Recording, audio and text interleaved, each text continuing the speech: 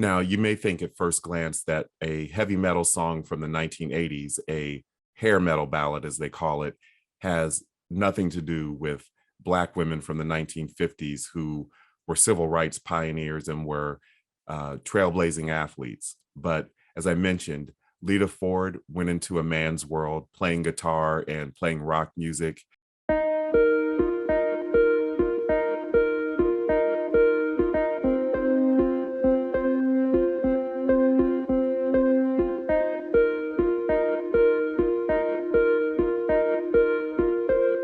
You know, I'm a fan of all different kinds of music, including heavy metal rock music. I had the chance to meet one of my heavy metal icons, Leta Ford, who is a trailblazing woman who has played guitar in the Runaways, a teenage punk band, and had a successful solo career in rock music. So needless to say, Leta Ford has broken a lot of boundaries and shattered a lot of glass ceilings in rock music. She's done something that is typically associated only with men. So when I was directing the documentary, Lady Wrestler, The Amazing Untold Story of African American Women in the Ring, I made sure to include a song by Leta Ford on the soundtrack. And when I say soundtrack, I mean a playlist that I put together to keep myself focused on getting this underground story out to the world. Now, the song that I included on the Lady Wrestler soundtrack by Leta Ford is a song called Only Women Bleed.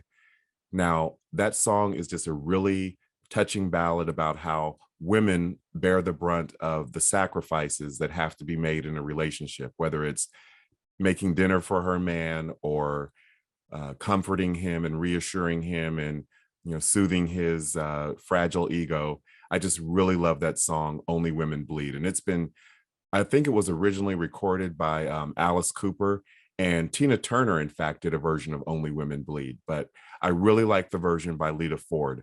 And because she's such a trailblazer and a, rock goddess on the guitar, I felt like I had to include a song by Leta Ford. And Only Women Bleed just really captures the essence of womanhood. And I felt it was just so appropriate for Lady Wrestler.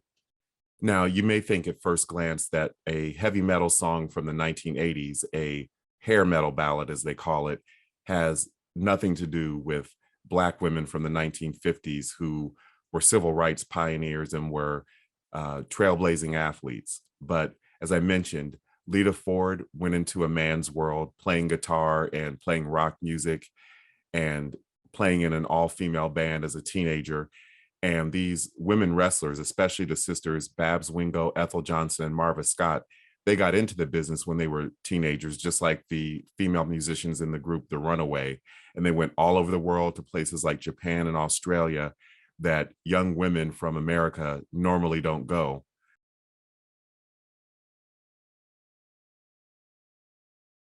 Sisters Babs Wingo and Ethel Johnson of Columbus were among the first African-American women to join Billy Wolf's organization. This was after school. I would go up there and spend 3 hours in the gym, and that was, God, I must have been starting around 12. But most everybody else was adults, So, except my sister, because she was only 16 too. Following in the footsteps of Babs and Ethel, little sister Marva Scott also got in on the act. They were young. They were like in high school, and my mom saw that and was like, I'll be like my big sister, I imagine. She met Billy Wolf. She trained under him and along with my aunt, and that's how they became involved in wrestling. So that's the connection between Leta Ford's Only Women Bleed and these trailblazing, boundary-breaking African-American women. And if you want to find out more about these women and the struggles they overcame, check out Lady Wrestler on Amazon Prime Video. Thank you for watching.